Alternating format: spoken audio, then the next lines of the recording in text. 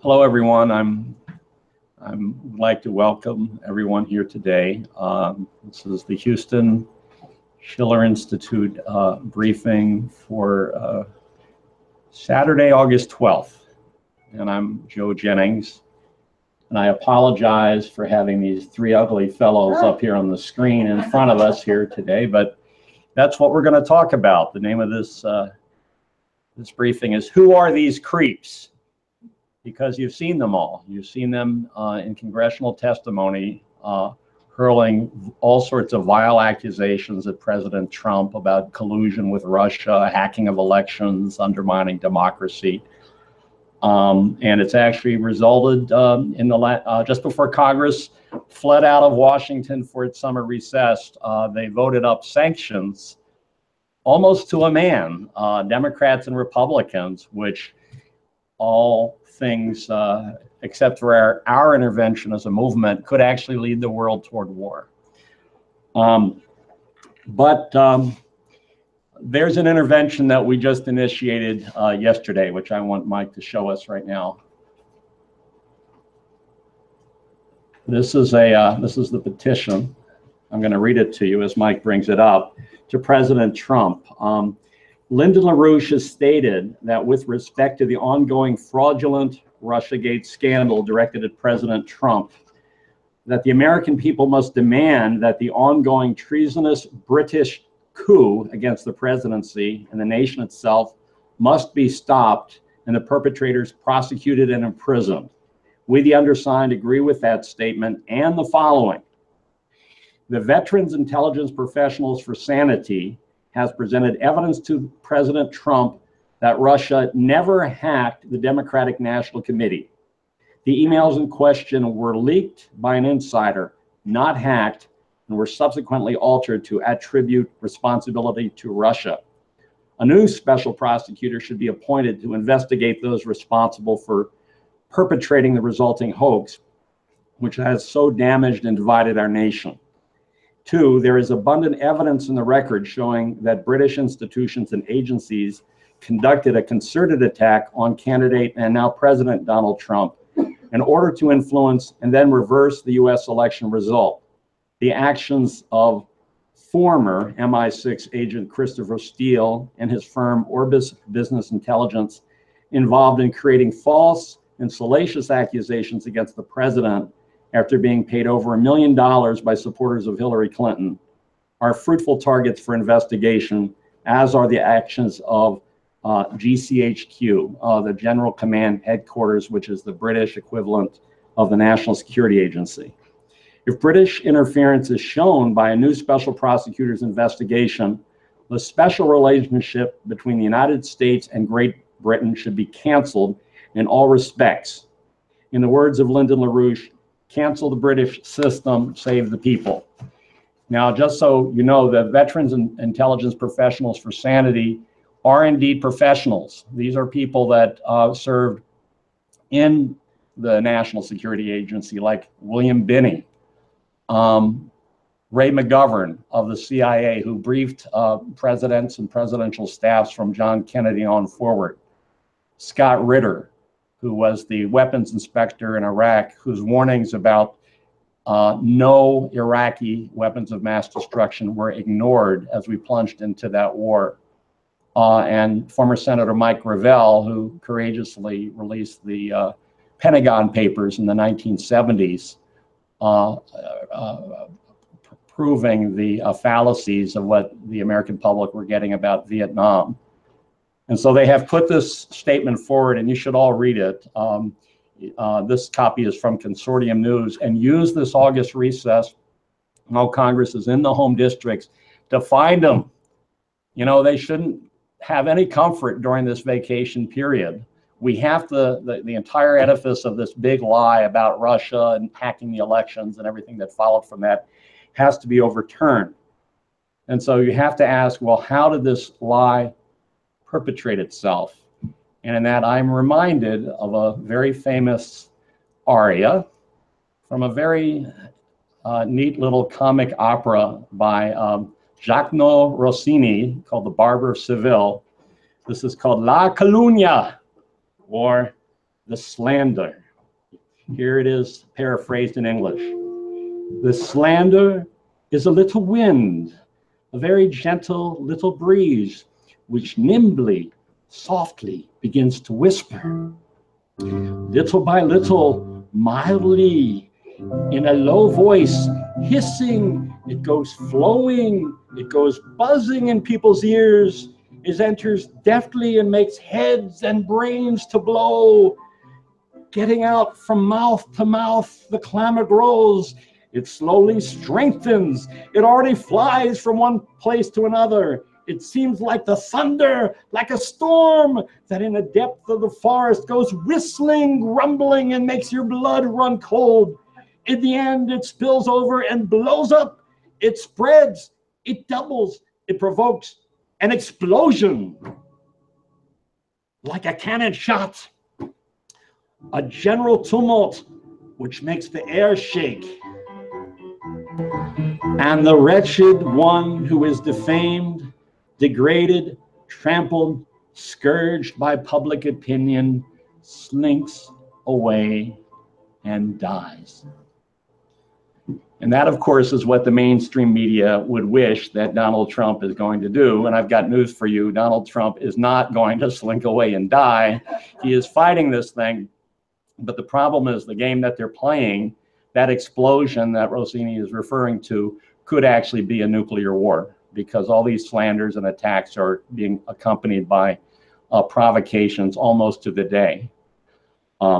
So there's our job. Now there's another reality out there. As I said, the V.I.P.S, the Veterans Intelligence Professionals for Sanity, stepping forward, have proven without a doubt, ice cold, that this thing is a lie. And I'd like you to listen for a couple of minutes to William Binney, who was a national technical director for the National Security Agency, and what he had to say to our correspondent Jason Ross a few months ago.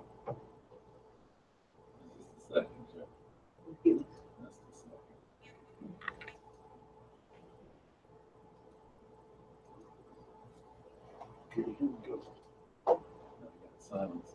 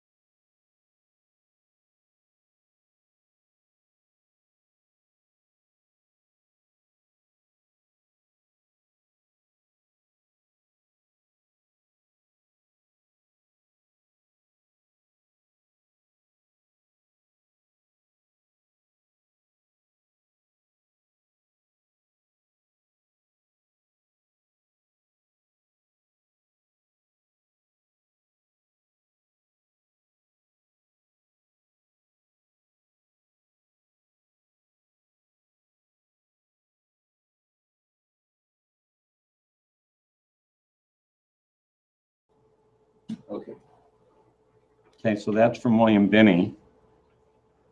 And you can get the rest on our website. And you should. Because our movement, the LaRouche movement, the Schiller Institute, we are bringing this truth to the world. So, and the V.I.P.S people have put themselves forward at some risk. Many of them quit their jobs after September 11th because of the abuses that crept in terms of violation of civil liberties and so forth after the September 11th attack. So how did this happen? And give me the next slide there, Mike. How did this happen?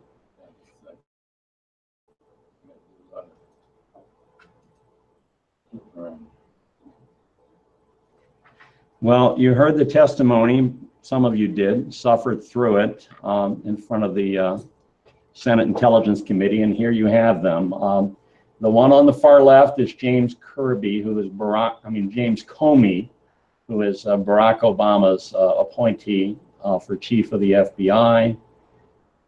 Then in the center is James Clapper, Obama's appointee for Director of National Intelligence, and on the far right, John Brennan, Obama's appointee to head the CIA. So you see a certain pattern here. But we could also include Susan Rice, perhaps, in there of the NSA. But our hypothesis here today is much deeper than that. Is that we contend that these agencies, from their very inception, have functioned as a fifth column in the United States for corruption, misdirection, and subversion by the British Empire. Ladies and gentlemen, we have been duped almost to the point of extinction by an enemy which most Americans can't even see. People say the British Empire, that went out of business 100 years ago. Or they might say, as I have heard Congressman John Culbertson say on more than one occasion, the British, they are our oldest and friends and allies and dearest allies in the world.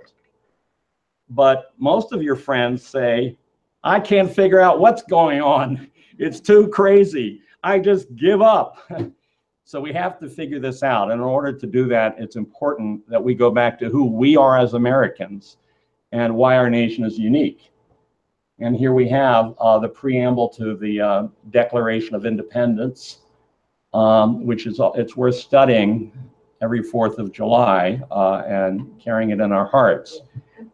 We hold these truths to be self-evident, that all men are created equal, that they are endowed by their Creator with certain inalienable rights, that among these rights are life, liberty, and the pursuit of happiness. So what does that mean? How are we equal? We look around the room here today. Obviously, we're not all physically equal, right? Different races, different backgrounds, young, old. Some were born in the United States, some not. So we're not equal in that respect, but we are equal in the creative spark that God gave us all, right? That distinguishes us from all lower species, and that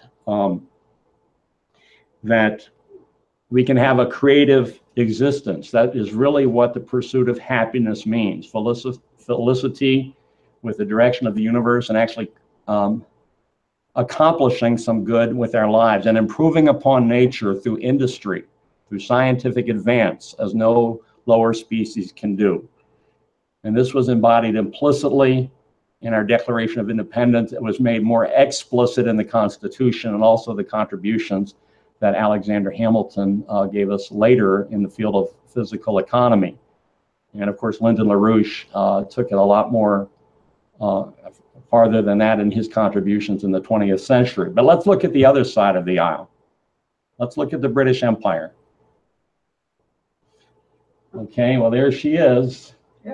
And this stamp, I think, was made sometime in the 1950s, but it still says there, British Empire and the Commonwealth Games. So they obviously thought the empire still existed then, but I just think that picture's just too pretty. Mike, why don't you give me the next one? There they are.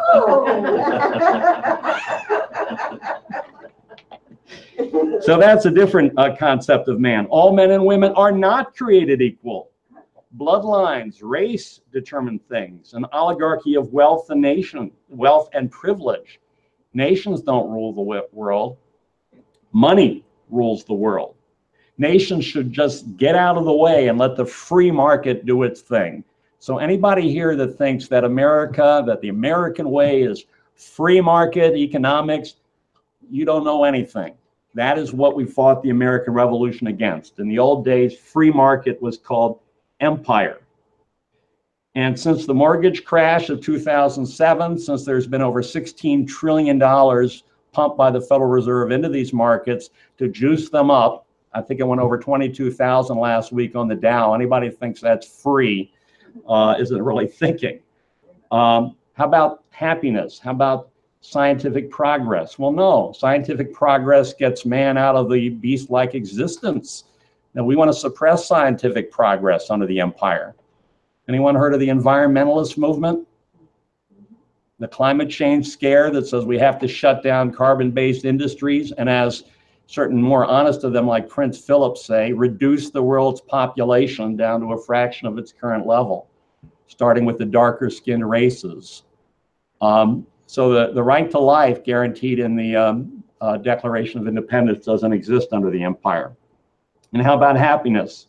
Well, since we're just uncreative beasts, happiness is just whatever sordid pleasure we can witness from one moment to the next. Look at the opiate epidemic now. And those of us that lived before and after the John F. Kennedy assassination, I did, remember how rapidly the optimism of John Glenn and NASA, the space program, was replaced by a flood of narcotics and degenerate culture in the wake of the Vietnam War.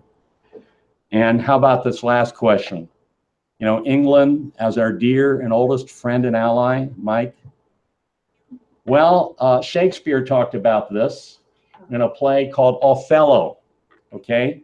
Othello, the Moor of Venice, because of course at that moment in history, the beautiful Renaissance culture of England was being overwhelmed by the Venetian Empire. The Venice, which had been the center of usurious finance and intrigue, was transplanting itself, much as how the British Empire transplanted itself into the United States in the 20th century. And here you have on the left, poor Othello in agony, and his dear, trusted friend and ally, and your true and honest friend. And I have a handkerchief here that proves that your wife is cheating with this other guy, and so forth. So, and at the end of the tragedy, Othello ends up murdering his own innocent wife. But that's the kind of intelligence we've been getting lately out of the CIA and the likes, of the kind of intelligence that's wooing us to our own destruction. So, Mike. So the founding of our nation was almost a miracle. Coming out of the Constitutional Convention, Ben Franklin said, "I give you a republic if you can keep it." But the empire did not quit. Most people know, of course, that in the War of 1812, actually happened in 1814, the British military forces came and burned down Washington, D.C. But even prior to that, the natural extension of the empire of the American system, revolutionary spirit into Europe, was frustrated in France, where an auspicious revolution turned into a bloody mess with a bunch of degraded Jacobin mobs decapitating most of the American revolutionary networks there. Marquis de Lafayette barely escaped with his life. The king, Louis, who had authorized the arms shipments that enabled us to win the revolution, was decapitated. And the American Revolution's networks there were very much demoralized. But Mike, in the U.S., there were constant operations to subvert and corrupt us and destroy us. But we did have a patriotic intelligence service of a sort very early on. A lot of it growing out of a fraternity called the Society of Cincinnatus, which was made up of American Revolutionary War veterans. So here you see here on the far left, Washington Irving, then James Fenimore Cooper, Samuel Morse, and Edgar Allan Poe. And of course, people will say, well, I thought those guys were authors. They were poets. Well, yes, they were. Was it just a cover story for their intelligence activity? Well, in a way, sometimes it did work like that.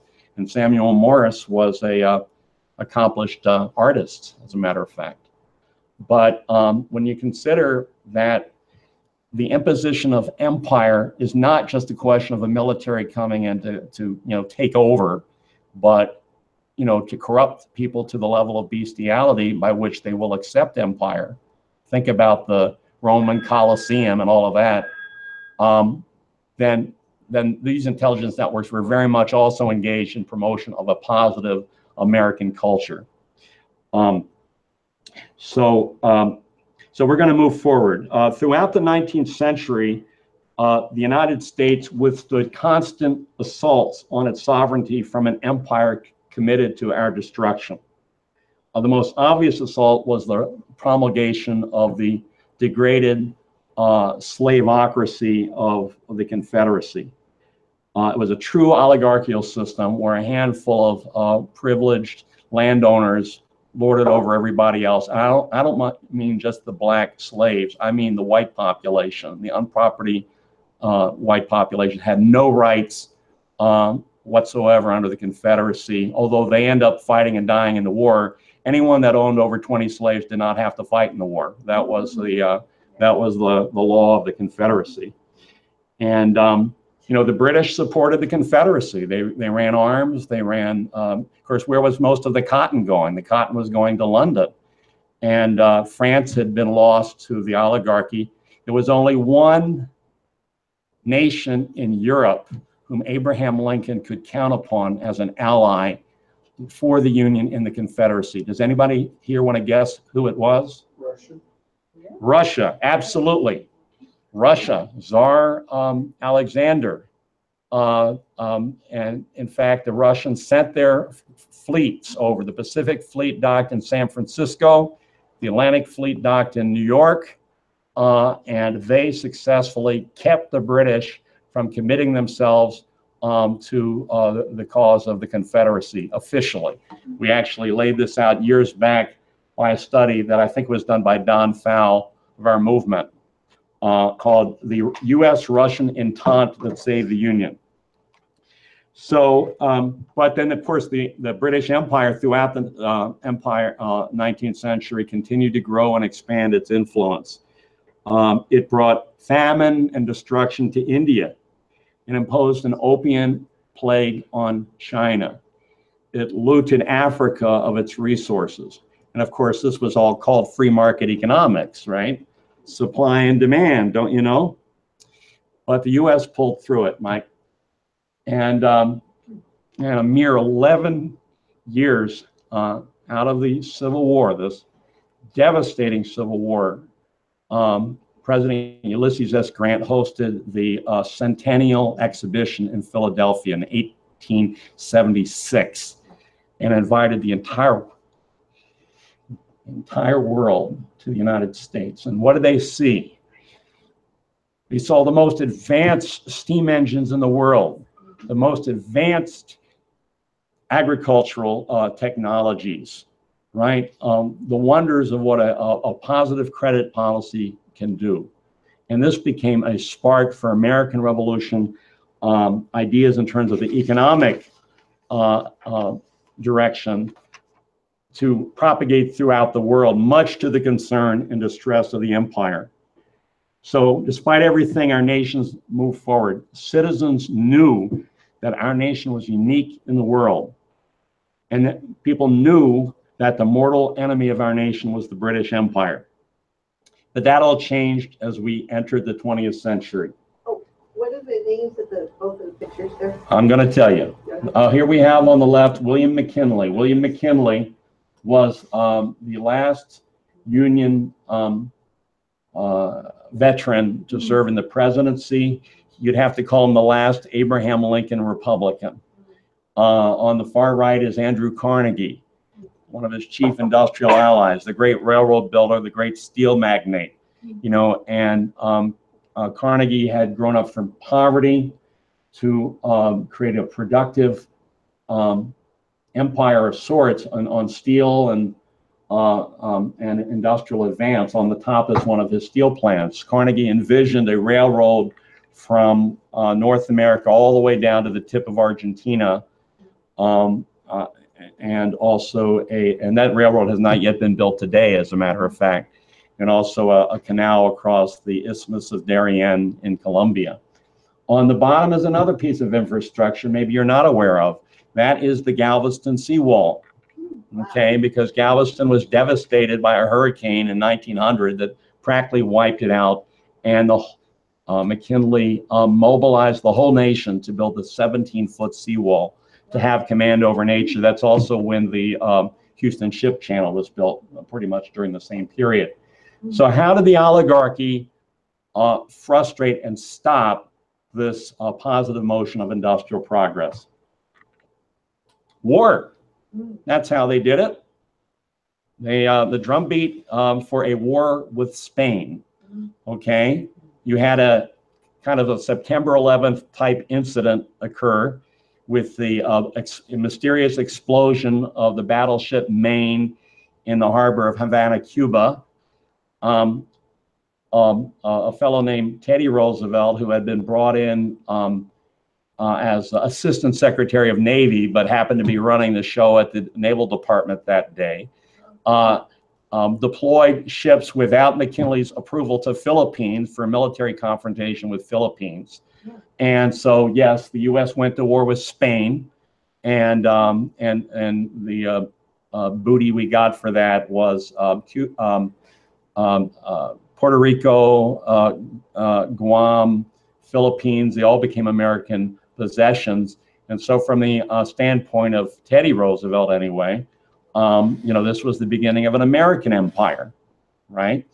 But of course, McKinley did not like that. He was very reluctant to get into that war. In fact, the U.S. media had a very big role to play in that. Both Pulitzer and a guy named William Randolph Hearst just beat the drum for war. Hearst, a couple of years later, launched a little operation here in Houston called the Houston Chronicle. That started in 1901.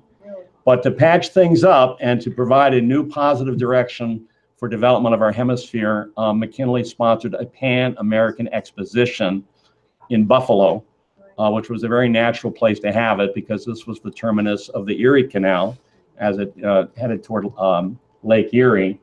And as you see in the central picture, McKinley was shot at that exposition. Teddy Roosevelt, who had made himself a phony hero charging up the San Juan Hill in Puerto Rico, was foisted on McKinley as his running mate in the 1900 elections. And so he was now president of the United States. There he is on the right side. Now, who was Teddy Roosevelt? Well, this is a cartoon from the period. Teddy Roosevelt and his big stick. Have you heard that one before? Speak softly and carry the big stick.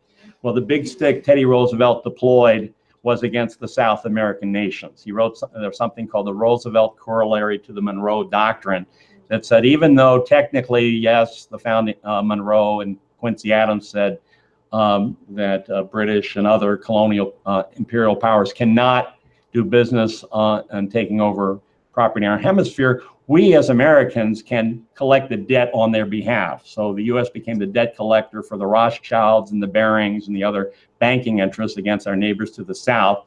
And of course, when Roosevelt beat up the nation, he'd say, bully. This was his thing, because Roosevelt was very, very British in his outlook. He was through his uncle, a fellow named James Dunwoody Bullock. He was very closely tied to the Confederacy. Bullock was the head of the Secret Intelligence Service for the Confederacy. He married a Cabot in his first marriage, the Cabot family of Boston, the Boston Brahmins, right? But also through and on, he was tied to the Gracie family of New York, if anyone's heard of Gracie Mansion in New York City. He went to England. He came under the sponsorship of a fellow named Lord Cecil Rice, and Rice would become King Edward's ambassador to the United States, but at that time he was involved in setting up a secret police of sorts in England. Now the fellow on the right, that's a statue of Albert Pike. Albert Pike, the convener of the Ku Klux Klan and a big honcho in the Scottish Rite Freemasons. And this statue was erected Judiciary Square in Washington, D.C. in 1901. It was basically making it official that we were going to be in league with the empire at that point. So, with Teddy Roosevelt in the presidency, the U.S. for the first time in our history was being dragged against our will into alliance with our mortal enemy, the British Empire, an empire still despised by most Americans. To enforce this shift, Teddy Roosevelt moved to create a permanent national police force. And who do we have here? Well, his attorney general was a guy named Charles Bonaparte, who was, as his name would suggest, a nephew or a great nephew of Emperor Napoleon Bonaparte. Ralph Vanderman was deployed to Philippines to use Philippines as a social laboratory for just totally subduing that nation, which had been a Spanish and a Catholic nation, but Teddy Roosevelt saw it as going to turn it into a sweatshop, a rubber plantation, slave labor, and so forth. Sorry, which country? Philippines, okay? And, but you also had Claude Dancy, who was a top British oligarch who had worked with Scotland Yard, and he came over to the United States to basically work with Bonaparte and Vanderman in terms of setting up a domestic secret police and called the Bureau of Investigation. So Bonaparte told the Congress, this was in 1906, that we need a force of permanent police under its control. And I'm quoting one Kentucky Democrat congressman named Joseph Shirley. He said, an instrument so dangerous should never be given an executive power unless safeguarded in every way against abuse. Ours is not a system of spying on men and prying into what would ordinarily be designated as their private affairs to determine whether or not a crime has been committed. To which Teddy Roosevelt replied that interference by Congress will only benefit one class of people, and that is the criminal class. There is no more foolish outcry than this against spies. Only criminals need fear our detectives. Well, the Bureau of Investigation was put through and became policy. Now, skipping ahead a few years, Teddy Roosevelt helped get Woodrow Wilson into the White House by running a third-party ticket called the Bull Moose ticket. I think that was 1912. And Woodrow Wilson was a ardent, enthusiastic supporter of the Ku Klux Klan. He invited the Ku Klux Klan into Washington. The first big Hollywood movie was called Birth of a Nation, glorifying the Klan. You don't hear about this too much. There was also a group called the American Protective League. As we went into World War I, the Department of Justice was handing out deputy badges all over the place. You know, if you could be deputized in the wink of an eye and go think on your neighbor. The American Protective League went after blacks, it went after Irish, it went after Native Americans, and so forth. And of course, as I said, we were going into World War I. People did not want to enter a war in league with the British Empire. And so there were draft resistors among the Irishmen. You can obviously figure out why, German Americans, others. The American Protective League was the one that would round them up and haul them in for prosecution. And one young fanatic who was part of this just out of law school, right, was a fellow named J. Edgar Hoover. And J. Edgar Hoover was put in charge of the Department of Justice's War Emergency Division's Enemy Alien Bureau. There he ran brutal counterinsurgency operations, working directly with Van de Man for 35 years.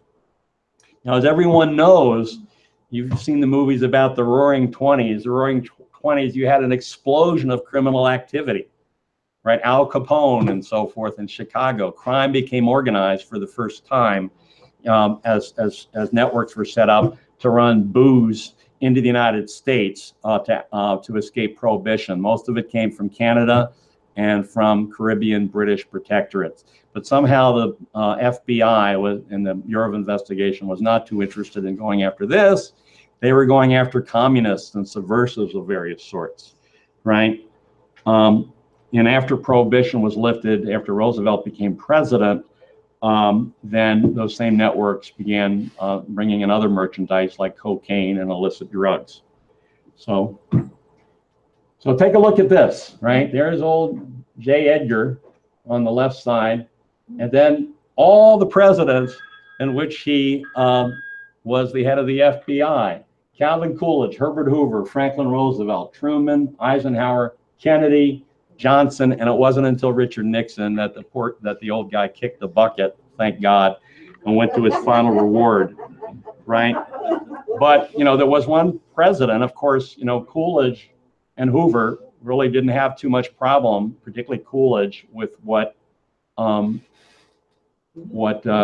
was up to. But Franklin Roosevelt won by a landslide in 1932 as a total repudiation of Wall Street, total repudiation of the immoral policies of the 1920s.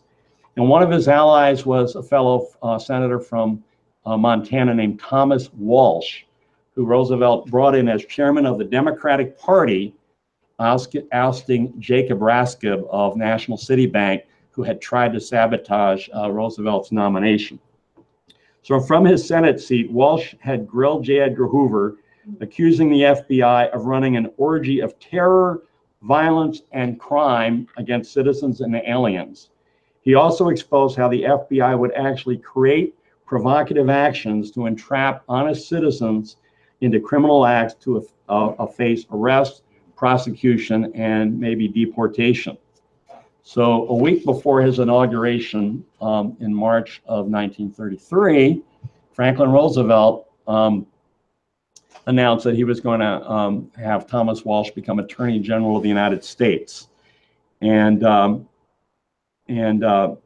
this was reported in the New York Times. Walsh's pledge that he would reorganize the Department of Justice when he assumes office, probably with an almost completely new personnel. Well, the very next day, Thomas Walsh was found dead on a train on his way to Washington, D.C. for the inauguration of Roosevelt. There was an FBI or a Bureau of Investigation agent on that train. The son-in-law requested an autopsy, which was refused. And Franklin Roosevelt, who had just escaped an assassination attempt himself in Miami, was very shaken by all of this, but he never after that challenged J. Edgar Hoover at the FBI. Now, there was another president named John F. Kennedy who also wanted to move against this internal corruption in our justice system. He even appointed his own brother, Bobby Kennedy, to be the Attorney General of the United States. And our movement is very privileged to have as one of our dear friends a veteran congressman from New Jersey named Neil Gallagher, who worked directly with Kennedy. And we're going to hear just a few minutes of his reflection right at the point of the Kennedy assassination.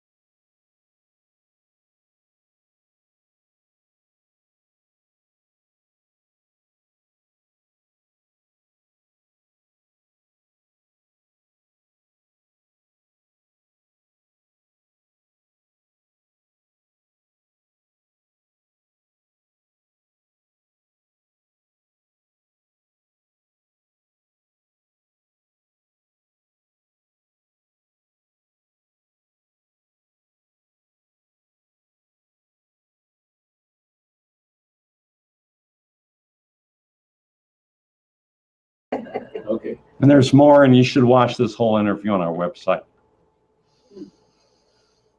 Tears your heart out. But anyway, let's move quickly to the present. Even after J. Edgar Hoover died, his spirit permeated the agency.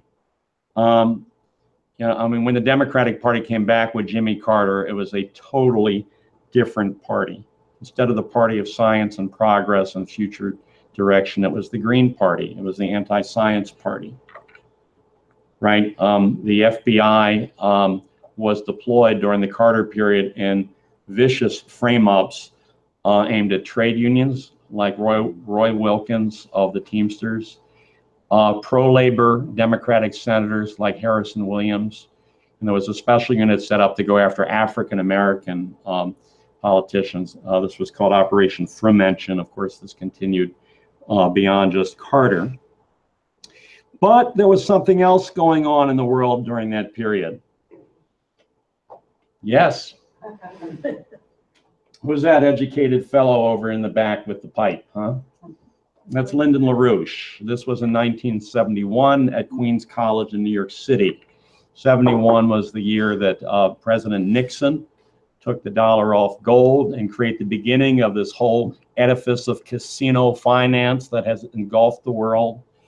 LaRouche had built a movement on the ground that forced Abel Lerner, this Fabian economist, into a debate and forced him to admit that the consequences of this action, the pyramiding of debt, and then the crushing of living standards to collect on this debt, would lead toward fascism, as in Hjalmar Schacht's fascism as the economic mastermind of the Hitler regime.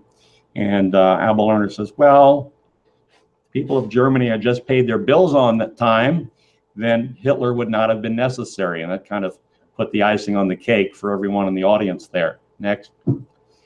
We began to figure out how FBI counterinsurgency, radical operations worked. This was it says published by the National Caucus of Labor Committees, which was the parent organization. This was called Papa Doc Baraka Fascism in Newark, where Newark was made a test tube by the insurance companies for radical violent activity to effectively burn the city down and repopulate it by the gentry. But we figured it out. Next. And LaRouche actually recruited a mass movement. And if you look very closely in that picture there, somewhere in that mass of people, there's a guy with a beard and a mustache and hair down to his shoulders, and that is me, because this is the first of labor committee event that I attended. Yeah, there I am, right after the Carter inauguration. That's where I kind of found this movement, or it found me, and thank God that happened. Okay. But anyway, now we're going to come into the present, Mike. Who is this son of a gun here, huh? Well, this is James Comey. Okay, this was Barack Obama's appointee to head the FBI. That quote on the upper right corner, it was sort of a J. Edgar Hoover moment, right? Where, and you know, what you remember what happened? You had the uproar around the emails, right? You had the recusal of Jeff Sessions saying he could not, in an unbiased way, participate in this thing. You had, and then Comey was fired by President Trump, and this caused a big uproar. I know that my Congressman Al Green has used this for the basis for saying that Trump has to be impeached. But what was the J. Edgar Hoover moment that he's talking about here, Mike? Well, this has to do with an MI6 agent. MI6 is the British Foreign Intelligence Service, who came up with this dossier, and I'm not, it's pretty X-rated, okay? So I'm not going to read it to you, but it says, you know, something about Trump's perverted conduct in Moscow included hiring the presidential suite of the Ritz-Carlton Hotel, you know, where he knew President and Mrs. Obama, whom he hated, had stayed on one of their official trips to Russia, and defiling the bed where they slept, et cetera, et cetera, et cetera. Now, yes, indeed, this would have been a J. Edgar Hoover moment where Comey went up to President Trump. You don't want this to come out in the public, do you? You know, the fact that you compromised yourself in Moscow, right? Because that's what J. Edgar Hoover was famous for. He had sex files on everybody. Martin Luther King, John F. Kennedy, you know, everybody, you know, and this goes on. You remember Elliot Spitzer? You remember him? Right? He was going after the Wall Street banks in his own way. And he unfortunately went into the Mayflower Hotel, and that was the end of it. Okay, next. But there's a lot more we could say about Comey, but let's just look at one aspect of his career prior to being appointed by Obama. In fact, immediately before being appointed by President Obama,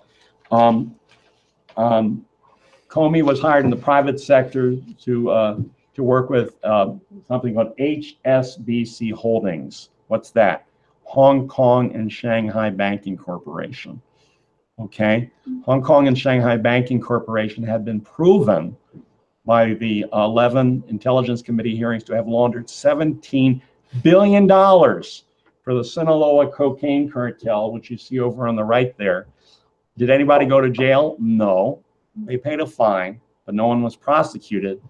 And just to be on the good side of the feds, HSBC put him on a salary to just make sure everything was even Steven, right? But of course, HSBC has a long history because it was the official opium bank of the British Empire. It was based in Hong Kong. It was all legal back then. Maybe Michelle knows a little bit about the opium wars and so forth, right? But that's a picture of an opium den here. But this movement, Mike, maybe you can put it back on me for a second here. Yeah. This is the book, 1978, where our movement took on HSBC, you know, and darn near stopped the first foreign banking takeover in the United States. Dope Incorporated, right? Dope Incorporated, exposing how the British were running drugs through the banking system, which was being deregulated step by step by step. We almost stopped it. We didn't succeed. Jimmy Carter intervened on behalf of the bank. But that's what our movement's been. It's been David and Goliath all along. So continuing. A personal footnote on this thing is whatever happened to Albert Pike and J. Edgar Hoover. Well, this edifice in Washington, D.C. is the Scottish Rite Freemasonic Temple, okay? Now, you see the other building in the background? That's called the Chastleton Apartments. And when I first joined this movement, I lived there, as a matter of fact. I was a curious young man of 21. You know, I said, well, what the heck? You know, let me go over and knock on the door, you know? And they assumed I was going to get inducted into the Freemason. Come inside, my son, right? And they showed me, they gave me the book on Jacques de Molay and the Rosicrucians. You know, somewhere in that building, Albert Pike is actually buried, you know, in the wall. And I don't know if I saw the crypt. I don't know. But at the end of it all, they said, but let's show you what we're most proud of, right? They took me to the very back. What was there? The office of J. Edgar Hoover. They had taken the entire office from the FBI building and spirited it over to the Scottish Rite Freemasonic Temple, right, as their proudest controller of policy. And of course, when you're a 33rd degree Freemason, that's above everything else, any oath, the marriage, or anything else. Of course, marriage is something that Hoover never concerned himself with because while he had sex files on everybody else, he had a pretty bizarre sex life of his own, but you'll have to read that somewhere else. Next. And the last thing here, I want you to look at this, these two pictures here. On the right, that's that old Albert Pike. You know, we had a campaign to get that statue torn down. We did not succeed, but it was fun. And in fact, on the right, the guy holding the microphone is Anton Chaikin, who co-authored our book Treason in America, who wrote a lot about this. On the left are three collaborators and co-thinkers, particularly the two on the far left. The one on the left is Reverend James Bevel, who was Martin Luther King's key lieutenant in Birmingham, what was called the Children's Crusade, recruiting young kids to march as their parents had already been hauled off to jail. And Bevel, in 1992, courageously stepped forward to be Lyndon LaRouche's running mate. He was LaRouche's vice presidential candidate while LaRouche was sitting in federal prison. The woman in the middle is Amelia Boynton Robinson, who, those of you that saw the movie Selma, she was the lady that led the Selma civil rights crusade and almost lost her life on the Edmund Pettus Bridge on what's known as Bloody Sunday. For years, decades, she was the vice president of the Schiller Institute, and Helga LaRouche considered her adopted mother, right? She's now deceased, and the fellow on the far right is Hosea Williams, also a collaborator of King's. But we've continued to fight these guys, you know, on the highest possible level. Okay, next. So I want to talk a little bit about the CIA, because FBI is supposed to be just domestic intelligence. CIA is international. And during World War II, Franklin Roosevelt tried to cobble together a patriotic intelligence service that would serve the national interest. He absolutely, Roosevelt, considered Russia our ally against fascism. And Roosevelt had great dreams as to how the world could come together without any empire after the war. The institutions that he created, like the United Nations, for example, were seen as a community of nations for world peace. So his intelligence service was headed by the fellow on the left there, William Ray Donovan. It was called the Office of Strategic Services. The fellow on the right was Max Corvo in Italy, who was a dear friend of our movement while he was alive. He was one of the people that was actually working with the Vatican to work out terms of surrender for the Japanese, because, you know, Hiroshima and Nagasaki were not necessary. Japan was willing to negotiate surrender, and Corvo was in the middle of all that, but there was sabotage coming from elsewhere. Mike? Within the same intelligence services, you had this Anglophile faction, which was principally, we see here, Allen Dulles and James Jesus Angleton. You know, and the Dulles brothers were a scourge on this nation through their whole existence. You know, Dulles was pro-Hitler. Frankly, the British had no problem with Hitler, as long as he was just moving eastward and killing Poles and Slavs and Russians and so forth. It wasn't until he turned on the empire that they began to have to think things through. And so I'm going to read a quote from you, from LaRouche himself, which is an article which was called in 2013, called "What Was the Real Agenda Then?" And it's about the time that Roosevelt was at the point of death. This is LaRouche. There was a time when two prominent members of the World War II intelligence services were walking down a White House corridor. One, a high-ranking intelligence officer, to meet with President Franklin Roosevelt in the president's private office. A second prominent member of the Office of Strategic Services waited outside the office. As the OSS chief walked out along the corridor, he muttered softly to his companion, "It's over." And a moment later, as they walked, "It's over."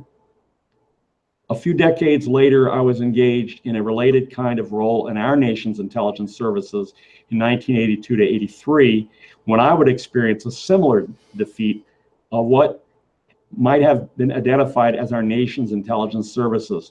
This time, not as part of the OSS, but in my prominent role in launching the SDI project. So what did he mean by "it's over"? Well, Allen Dulles and John Jesus Angleton won the day in absolute league with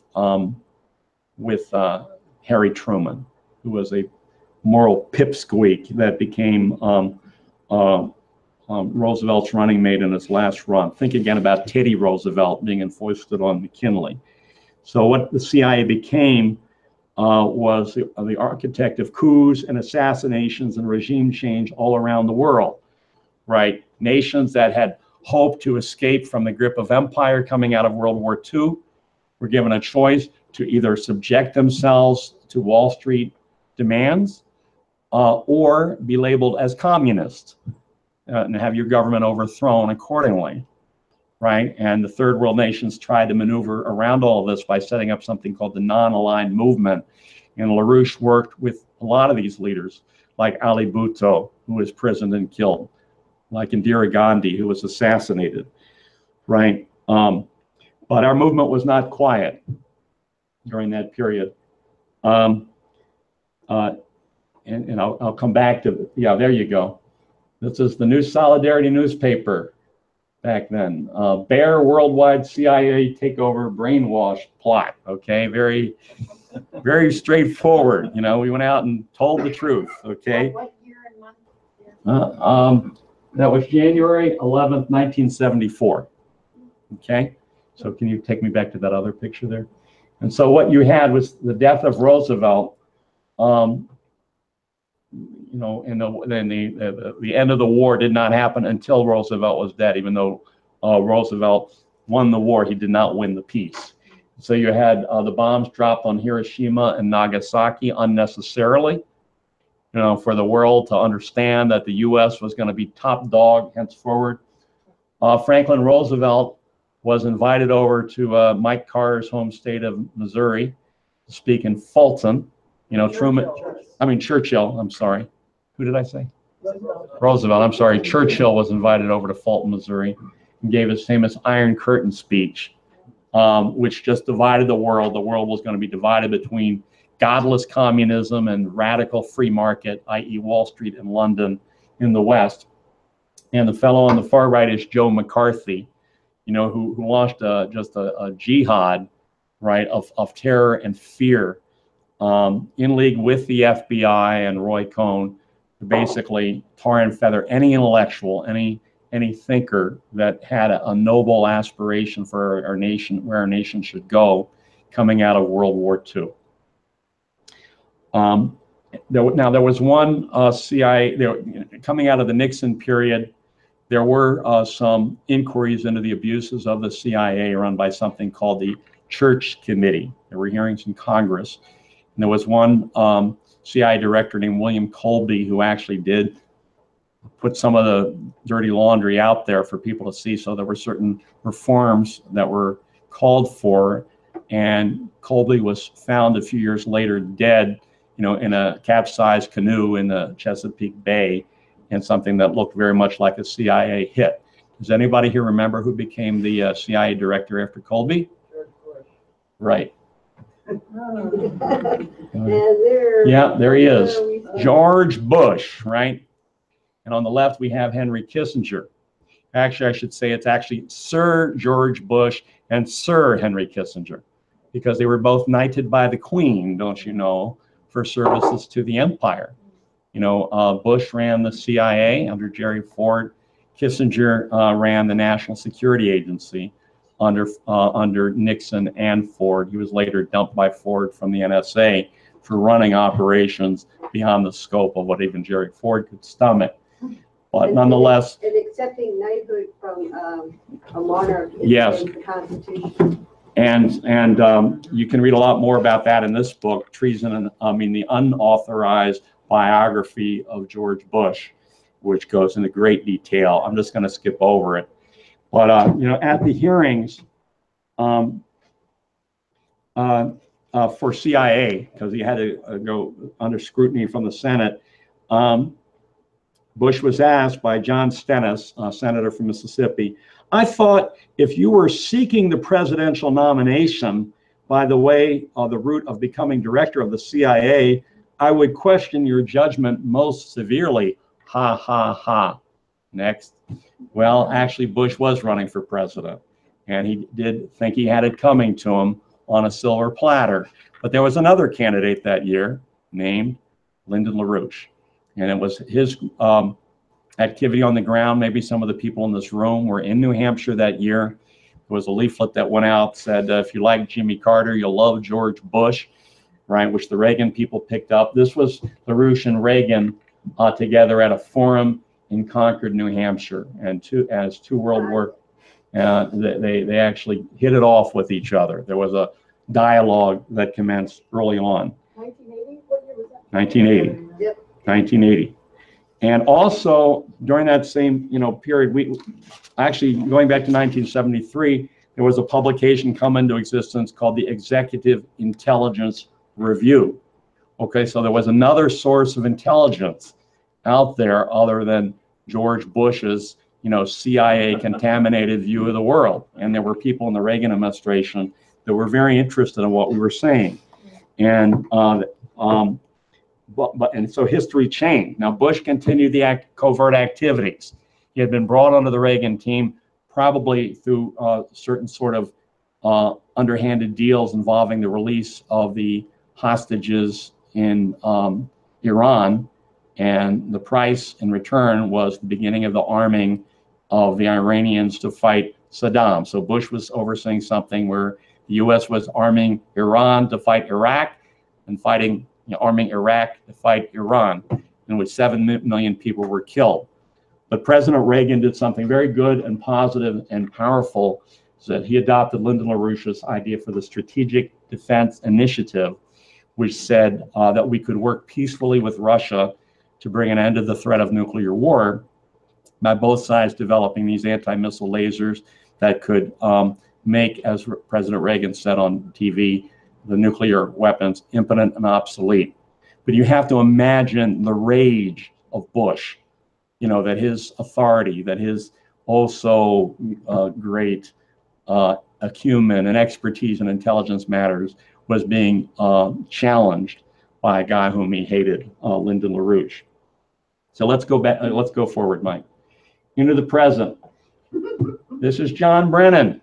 This was the Obama appointee to head the CIA, who was expostulating at the Senate hearings. Well, can you prove, that Putin hacked the elections? These are very serious charges. This is a matter of war. Give us some evidence.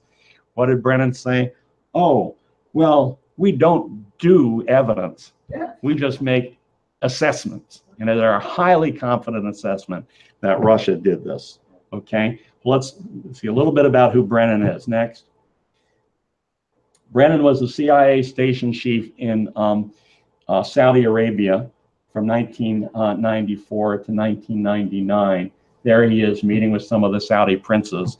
And many of you know the work that this movement has done, on the question of Saudi Arabia's role in the September 11th terror attacks.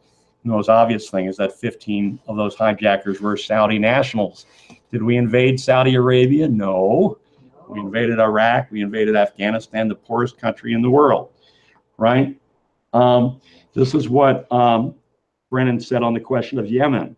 This was on a PBS interview. Saudi Arabia has done more for Yemen than any other country in the world. Whenever I go out to Yemen, I invariably visit Saudi Arabia first, as well as after my visits there. Also, the drone killings, okay? Brennan was the guy that would come to President Obama every week with these baseball cards on who are we going to kill with drones. He actually set up a drone base for the United States in Saudi Arabia to run these attacks, and their specialty was hospitals, weddings, and kindergartens. They really didn't, and of course, if you were thinking about being a terrorist but weren't sure, and your brother was killed by a drone, that you'd want to sign me up for ISIS, right? But also about hacking. Everyone's screaming about hacking. Does anyone here remember that Brennan hacked the computers of the U.S. Senate on this question of the torture report that Dianne Feinstein and others were putting together? No proof. No proof on the hacking charges, only a highly confident assessment. Now, the last of the three creeps, okay? This is James Clapper, the Director of National Intelligence, okay? Now,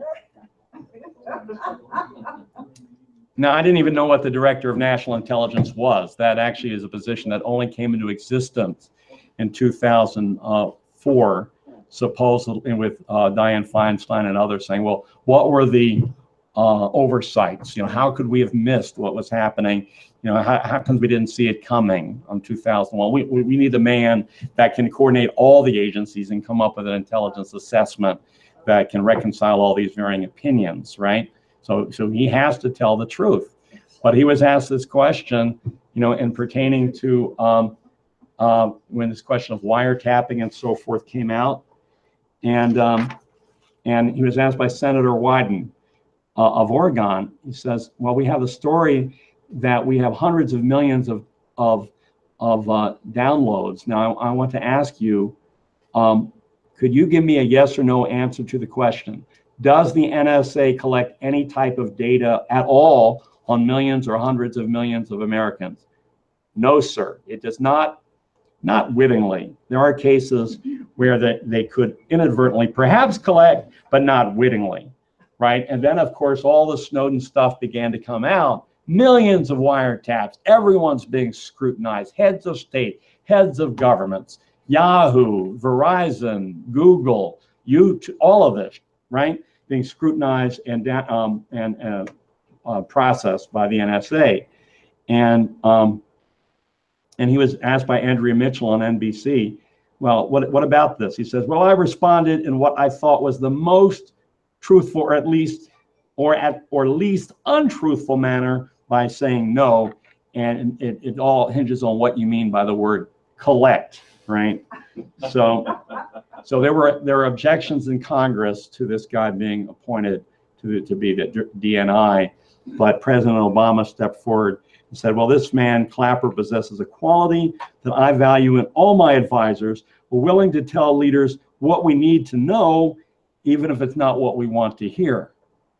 Well, how about just telling us the truth, you know, rather than what we need to know, huh? And I'm going to digress one little second here, because the question, what is the FBI doing these days? And there was a Chronicle article just a couple of days ago, which I right here. Federal agents searched the home of an ex-Trump aide, Paul Manafort, okay? And they went into his house and they looted the place, okay? To look for his ties, because see, he had been an agent out front and open, you know, working with the Yanukovych government of Ukraine, right? And all this, well, of course, that was the actual legitimate government of Ukraine. So what's the big deal, right? He was very open about this. Well, what happened to that government is that government was overthrown with, and it was nothing covert.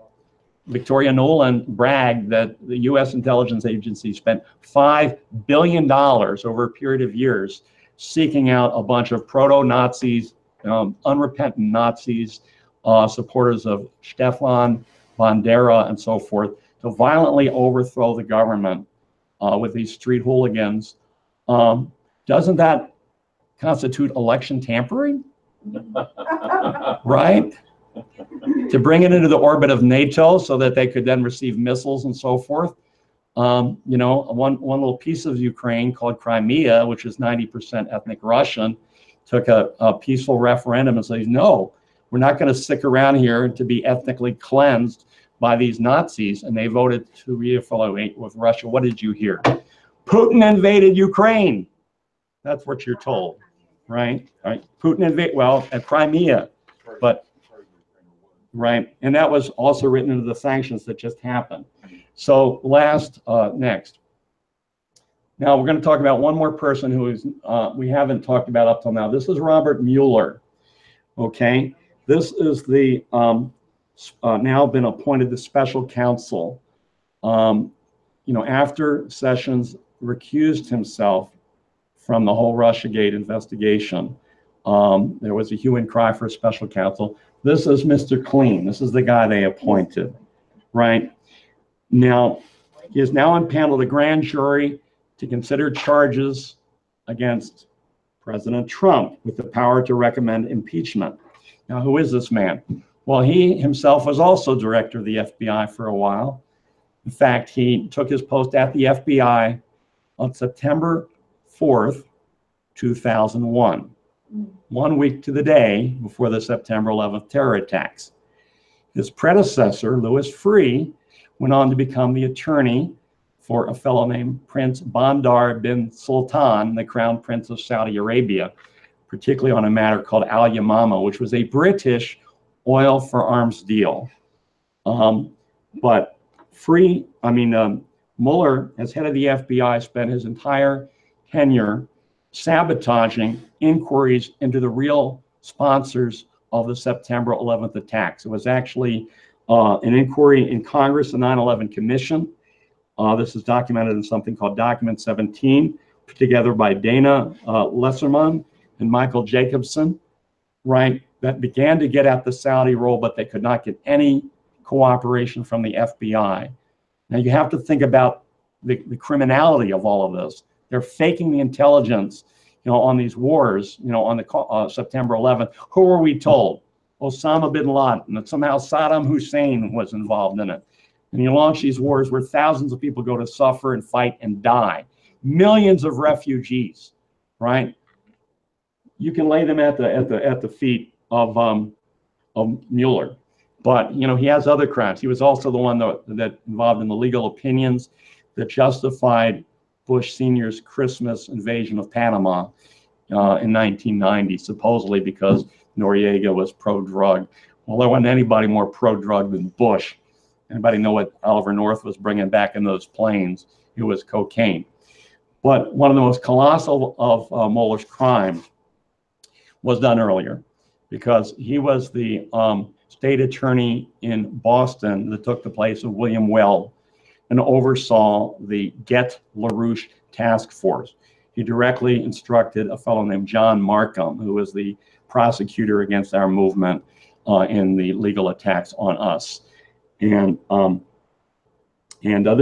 picture you see on the right there is in Leesburg, Virginia. I was in Virginia that day with the helicopters, the armored personnel carriers. This is the FBI with sledgehammers. See, the guy on the left is holding a sledgehammer so they could bash the door down. The FBI coming into our national headquarters, and looting the place. And they tried to invade LaRouche's personal residence with shoot to kill orders. They wanted a kind of a Waco shootout, but we did actually get President Reagan to intervene to call off the dogs. But Reagan had been very much weakened by then because the Iran-Contra business, all of our allies in the Reagan team were gone. Reagan had been nearly assassinated a few years before. This was right before the Reykjavik summit. But anyway, so this prosecution against LaRouche unfolded, directed by Mueller. Former Attorney General of the United States, Ramsey Clark, said this was the worst case of politically motivated prosecutorial abuse he had ever encountered, that succeeded in putting LaRouche and several of his associates in federal prison January 27th, 1989, 1 week to the day after George Bush Sr. became president. So President Trump, if you're watching this broadcast today, if you want to do something to stick it to the Get LaRouche or to the Get Trump task force headed by Robert Mueller, what you need to do is go out there and exonerate Lyndon LaRouche. That would really turn the tables on your adversaries, okay? So next. So what are we to do? Well, one thing that frustrates the oligarchy is that the man they're trying to demonize, Vladimir Putin, doesn't seem to respond according to profile, right? And one is that Putin, takes his responsibilities as president very seriously. His family was, 5 of his close relatives were actually killed by the Nazis when they occupied Russia with the blessings of people like George Bush and the British oligarchy. But he also prides himself in being an expert of judo, which has a certain philosophy to it, where you don't do what's expected, right? You don't respond, right, just according to profile. And so think about, with all the screaming and yelling about Ukraine a few years back, Putin responded by moving into Syria on the election of the invitation of the elected government there, saying, oh, okay, you're against ISIS, America, we're against ISIS, let's work together. Well, Mr. Obama was not interested in that, and it gave the lie that, of course, they had been working and arming ISIS to overthrow Assad. Okay, but President Trump, despite all the hullabaloo, met with Vladimir Putin for 2 hours in May at the on the sidelines of the G20 summit and worked out a ceasefire in Syria, which is actually held for about 6 weeks now. That is a miracle, right? People are moving back into Syria. We also remember when President Obama, when the whole hacking thing came out last December, seized a bunch of diplomatic properties, just stole them. Russian diplomatic properties in the United States, kicked people out of their residences and so forth. What did Putin do? Well, he actually invited the children of the American diplomatic corps to a Christmas party at the Kremlin, And so he responded not according to profile, but he also said, let's wait for the new president to come in and see what happens. Now, what's happened is with these sanctions that were just pushed through Congress this week or last week, they had to respond, and Putin did basically kick out, I think, 700 diplomats. And President Trump cracked a joke. Well, we've been trying to cut the budget anyway, but cut the payroll, yeah. But nonetheless, this is a very, very dicey game they're in. But for everything, President Putin has held on to the most fruitful basis for cooperation, Mike. And here we see it right here. This is up on the space station, where you have cosmonauts and astronauts, all smiles. We can't get to that space station anymore without the assistance of our Russian allies on this, right? And we have to keep that vision of the future of where we want to take mankind. The other problem our enemies have is that they're broke. Their financial system is rotten to the core. We've helped create a new option out there around the new Silk Road, right? Here in Houston, we're very much involved in the fight for NASA. But last thing, my challenge to all of you there is let's get 1 million signatures on this petition right now. It says Trump, text Trump 17 to 202-524-8709 to sign the petition. So thanks very much, and I'd be happy to take some questions. Thank you. Turn on the light. The glass of water. I got it, yeah. Oh, thanks. Yeah.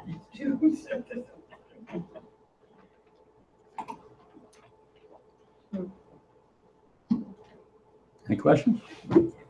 I think it's pretty devastating. There's so much more that I could have said. I mean, if you want to go into the, corruption of the CIA, I mean, you got a week to talk about it. Yeah, so to revisit John Brennan and Obama. So he's the guy that met with Obama in the White House in the basement and would choose the kill list for drones to kill people in the Middle East. And elsewhere, yeah, but mostly in the Middle East. Pakistan was a big target, yeah. So for how long a period of time? That was for how many years? Well, Brennan, before he was head of the CIA, was President Obama's counterterror advisor, right? And so I guess it went on for the entirety of the 8 years. The Obama presidency. And Obama said once, "I'm very good at killing." He really got a kick out of this. Who would have thought? Louise? Yeah, so the National Intelligence Agency, is that what it's called? NIA? No, there's the National Security Agency. Okay. Okay, because as you're starting to, so what is the difference between that and the CIA? Okay, the National Security Agency grew out of military intelligence. That fellow von de Man that I showed you, he was military. And they're mostly, I mean, I don't know all the differences, but the NSA is a much more kind of spooky agency. But they're the ones that do most of the data mining and so forth. Not the CIA. The CIA is involved in more, covert activities, all around the world. My uncle Fred was actually a key operative in the NSA for years in Turkey, but it was a different morality then. I really liked my uncle, but he considered himself kind of a liberal Kennedy Democrat. What happened is, once again, as was after the September 11th attacks, this was used to justify all sorts of crazy illegal things. I mean, William Binney, the fellow that you saw, he was a very important man in the NSA, and he had designed a data mining program which would be very efficient in ferreting out possible, in terror operations in the making without violating the civil liberties of Americans. And what happened is that it was rejected. And what happened is that a different program was introduced that was 10 times more expensive, in which they mined everything, And this is what Ed Snowden was also doing. Now, Ed Snowden did something that Binney did not do. Ed Snowden actually downloaded some of these programs somehow and skedaddled out of there. Binney never took anything. However, but he did go to all the agencies and the Department of Justice and so forth to try to say, well, this is what's happening, right? He was a whistleblower. And in 2007, his house was raided by the FBI. This is while W. Bush was still president. He said he was stepping out of the shower and they just came in and looted the place, held a gun to his son and so forth. And they grabbed his computers and everything. They didn't find anything because he wasn't taking any illicit data. So he was never indicted? I don't think so. No, but he tried to set up his own company and the government sabotaged all the contracts. Right. He tried to destroy his life.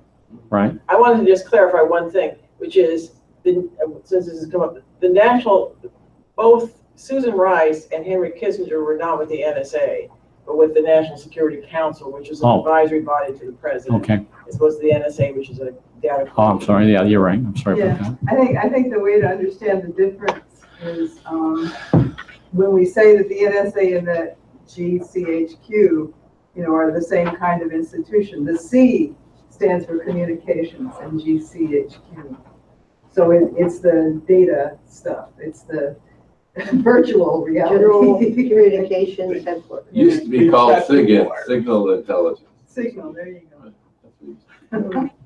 Well, Keisha's got a question. I was just going to say, if you can, I think really the point is excellent, what you just went through in terms of the history here, how to get people, the American people, to see that this isn't just some, CSI, war games, this is like really challenging them to take responsibility, to be patriots, to take responsibility for their nation, and that the same operations who you just exposed right now, the same ones who are put forth the interview on CNN the other day, a guy by the name of Mudd, Right. called directly for Obama, called for President Trump's assassination. I don't know if you have that. I have it right in front of me. I intended to include it. I forgot. But this was on CNN. Counterterrorism analyst Phil Mudd, who is very close to Mueller. Yes.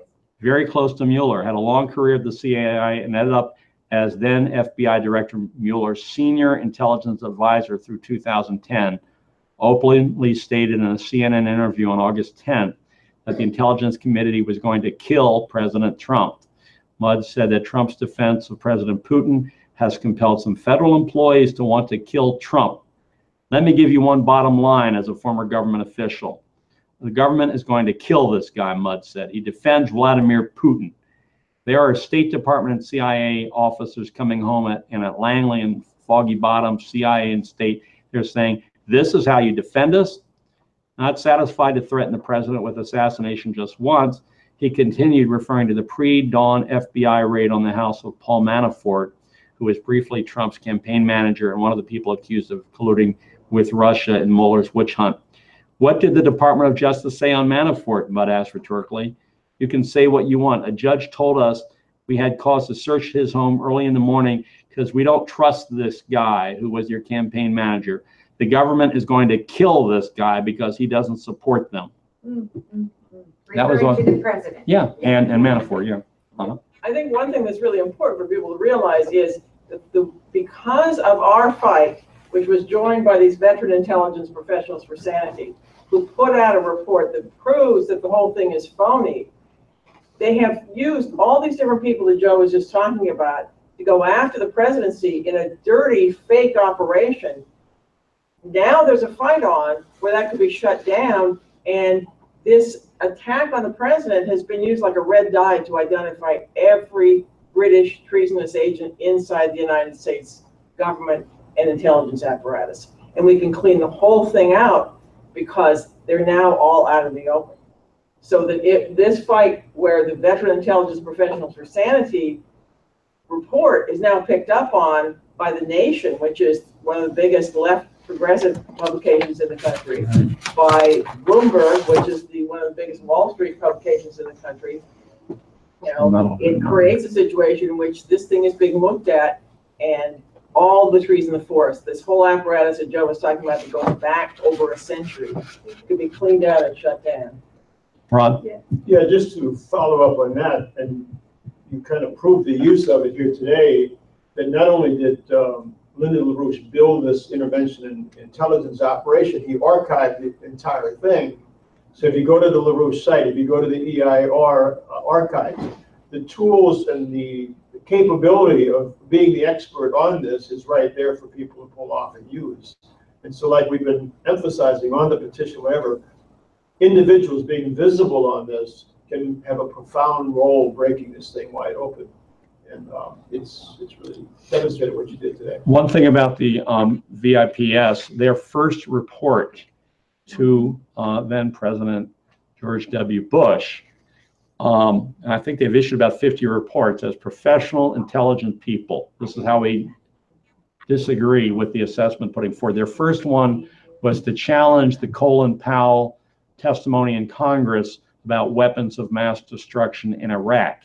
Remember, they had a real hard time selling this war, this war on Iraq, second war on Iraq, to the American people, right? First they were trying to pin Saddam with September 11th. That didn't fly. Then Condi Rice said, we don't want the smoking gun to be a mushroom cloud, right? But then they had a fellow who had some stature in the public mind, Colin Powell, to step forward and put forward this thing about yellow cake, uranium, and so forth to justify the war. And but does anybody know who it was that fed that information to Colin Powell? Tony Blair. Tony Blair, yes. Tony Blair, right? And of course, the V.I.P.S was right on this thing, and there was just a court decision in England 2 weeks ago that said Tony Blair is off the hook, because it's okay to lie to go with offensive war, even though that's a violation of the Nuremberg codes, that were set at the end of World War II. Nuremberg codes do not apply in England. It's okay to lie to go to war over there. So this group has a real record. They don't claim affiliation with one party or the other, and we've got to make this thing propagate. And as I said, during the month of August, a lot of these congressmen are home.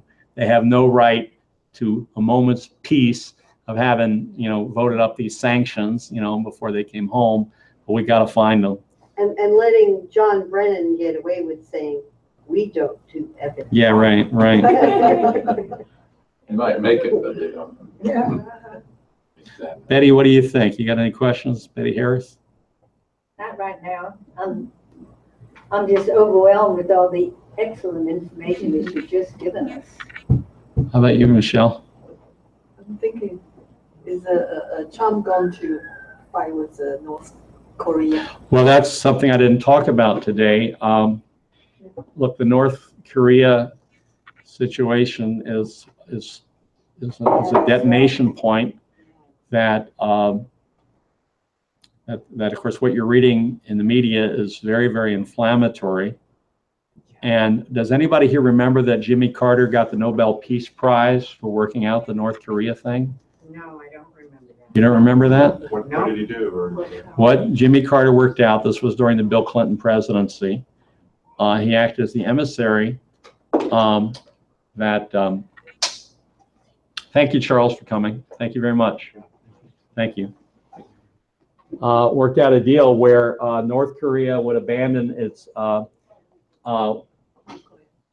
fuel enrichment program in exchange for Westinghouse, I think it was, building a couple of peaceful light water reactors that didn't have a weapons capability to them, right? And so that was worked out, and it was moving forward. But then Clinton left, and Bush and Cheney came in, and they blew the whole thing up. The axis of evil, right? Right? They trashed the whole treaty, right? And then they went in and invaded Iraq, right? Iraq had given up its nuclear weapons program. Look what happened to them. Libya, they gave up their nuclear weapons program. Look what happened to them. Both of their leaders were assassinated. The countries were thrown into chaos. So you look at the world from the vantage point of North Korea, and there's factions there, but you can see this paranoid response is being provoked. But of course, the deployment of the THAAD missiles in South Korea, which were rammed through in the dark of night during the last days of the Obama presidency, you don't need long-range missiles to hit from South Korea to North Korea. Those missiles are for Russia and China. Vladivostok, the whole industrial hub of East Russia is just a couple of 100 miles away, China. So this was the deal. So, you get different lines from Trump as from, Tillerson. But of course, what North Korea really needs is economic development. Let's get a railroad built through there from south to north and beyond into China and Russia, and bring North Korea into the new Silk Road. We might even see Korean reunification under those conditions. I was going to say that apparently President Trump and President Xi Jinping of China had a phone discussion yesterday over these matters. And that's probably more real than a lot of the rhetoric, which should not be going on. But apparently part of the discussion, like the White House readout later said that President Trump is very much looking forward to his visit to China, and that their relations have been very, very solid. And I think, that's really the what's going to keep an even keel on this situation. And it was pointed out to us today is that if that kind of relationship is then forged with the United States and Russia, which of course Trump is attempting to do, which is what the whole Russiagate is meant to stop, frankly, these hotspots that have been used, as you've been pointing out in your discussion, through decades of creating the basis of war, so that the British Empire can always have a way, if peace threatens to break out, if economic development threatens to break out, the British Empire can always destabilize. So, we're in a period where it's extremely volatile, but at least there's a dialogue. As long as you've got a dialogue between the heads of state, and assuming these heads of state don't get assassinated, I think that's the other thing we learned today, that's another method of the British Empire. And of course, the petition, of course, is a very important flank. But the chief vulnerability of the Trump gang is that they really don't know economics. They really don't. And the Dow Jones going over 22,000 is not a cause for celebration. It's like 110-degree fever that you have just before you die, right? And in addition, with exonerating LaRouche, which could drive a stake through the heart of the military intelligence side of this thing, Glass-Steagall, which if President Trump would embrace that, against the objections coming from Mnuchin and others, he could recruit half the Democratic Party, or at least the half that's not, because the people on the ground don't believe this crap. And it's certainly not helping the Democratic Party to just become the McCarthyite party of jihad against Russia, right? But you see, if we don't get that, if we don't get Glass-Steagall back before the markets crash, then, who knows what you're going to get. A lot of people will be hurt. A lot of people will be hurt, and they'll blame it on Trump. Because see, if Trump takes credit when the markets go up, which he did, in West Virginia a couple of weeks ago, he's going to take the blame when they go down, So we don't need the darn markets, right? We need science and industry. We need a credit policy for the future, right? So I hope, I thank you very much. Thank you, Joe.